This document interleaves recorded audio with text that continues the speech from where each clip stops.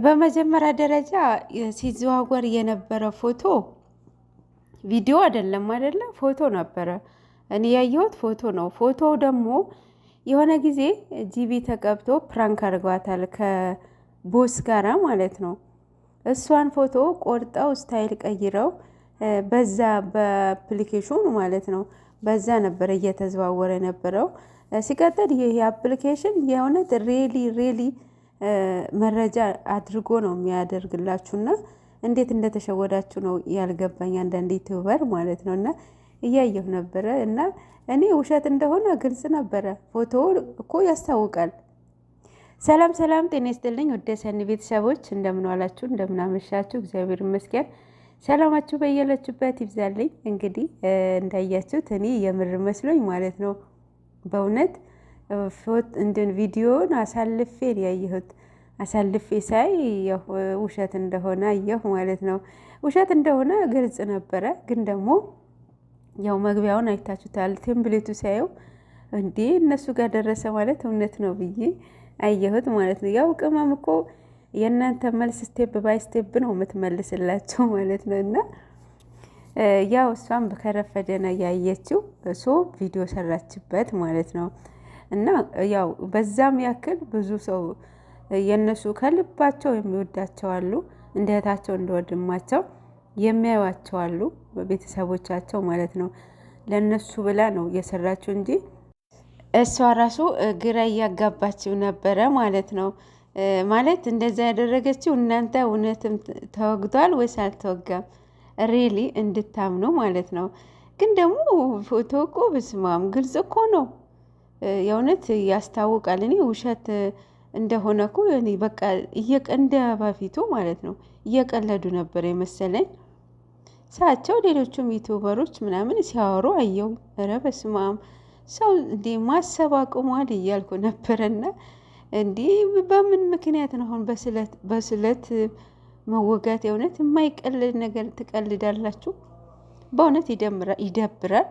ቤተሰብ እስከ መደወል ድረስ ይሄ እኔ እንጃ ምን እንዳሰባችሁ ባይታወቅም፣ እኔ በእነሱ ቦታ ሆኜ ብላችሁ ቤተሰቤ ምን ያህል ያስባል ብላችሁ እኮ ማሰብ አለባችሁ። አይ ነው ስለምትወዱት ነው፣ ተጨንቃችሁ ነው፣ ለማረጋገጥ ነው።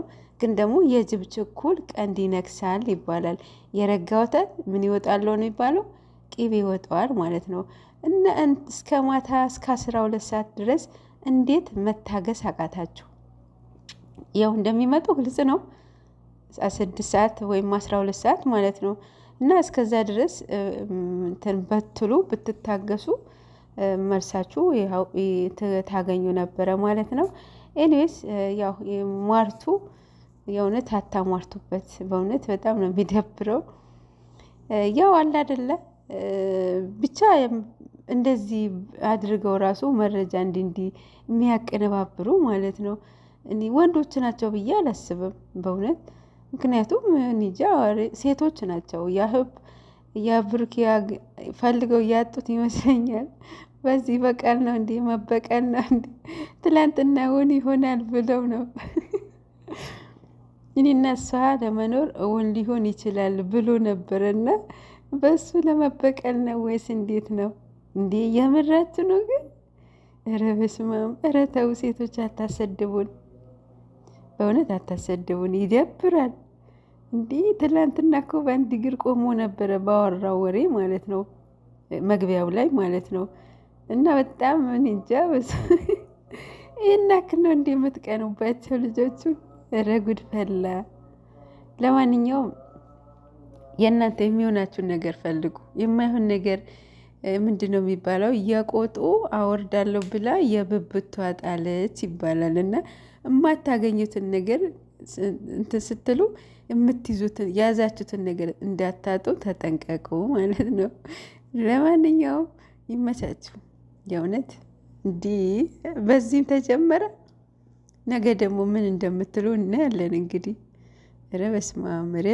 ይሄ ሁሉ ሰው አስደንግጣችሁ ምንድን ነው የሚሰማችሁ? በእውነት እንዲህ የምር የደነገጡ አሉ እኮ። ቢደነግጡ እኮ ነው ቤተሰብ ጋር የደወሉት ማለት ነው። እና አይደለም ይሄ ሁሉ ኦዲየንስ ድንጋጤ ይቅርና የአንድ ሰው ድንጋጤ የአንድ ሰው ድንጋጤ በጣም ይከብዳል ለእውነቱ ማለት ነው። እና ለማንኛውም ልቦና ይስጠን ለሁላችንም ማለት ነው።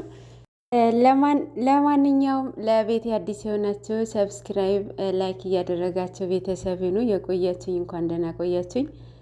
ቤተሰብ ሁኑ። ላይክ አድርጉ፣ የእውነት ላይክ አድርጉ። ያው በዘፈቀደኝነት ነው፣ በእንትን ሳይሆን ግዴታ ሳይሆን ላይክ ብታደርጉ ደስ ይለኛል እንደ እውነቱ ማለት ነው። ግን ደግሞ ወዳችሁ ፈቅዳችሁ ቤት የመታችሁ ሰብስክራይብ አድርጋችሁ ላይክ አድርጋችሁ ኮሜንት የምትሰጡኝ ውድ ቤተሰቦቼ ለእናንተ ቃላት የለኝም። ማርያምን በጣም ነው የምወዳችሁ፣ በጣም ነው የማከብራችሁ። ሀገራችን ሰላም ያርግልን። ሁሉም ነገር ሀገር ሰላም ሲሆን ነውና ሀገራችንን ሰላም ያርግልን። እኛም በሰላም ወደ ሀገራችን ይመልሰን ማለት ነው። ከክፋት የእውነት እግዚአብሔር ይጠብቀን። የሰው ክፋት በእውነት እኔ እንጃ፣ በስማም ይሄ እንደዚህ ማሰብ ራሱ በጣም እኔ እንጃ፣ በጣም ነው የሚከብደው እንደ እውነቱ ማለት ነው። ያው ብዙ ነገር ትማሩበታላችሁ ብዬ አስባለሁ የዛሬው ማለት ነው። እና አንዳንዴ እንትን ሳትሉ አለ አይደለ የሆነ ሰውን በቃ ያለ ማግኘት ወይም ያዝን የሆነ ሰንበዴ ለመጉዳት ብላችሁ ዞሮ ዞሮ እናንተ ናችሁ የምትጎዱት ማለት ነው። የምትጎዱት በምንድን ነው? በብዙ ነገር፣ በሀሳብ በብዙ ነገር ትጎዳላችሁ። ምክንያቱም ያንን ሰው ውሸት ነው ያወራችሁ ማለት ነው። እና ውሸት በጣም መጥፎ ነው፣ ደግሞም ይለምድባችኋል። ለማንኛውም ለሁላችንም ልቦና ይስጠን በእውነት።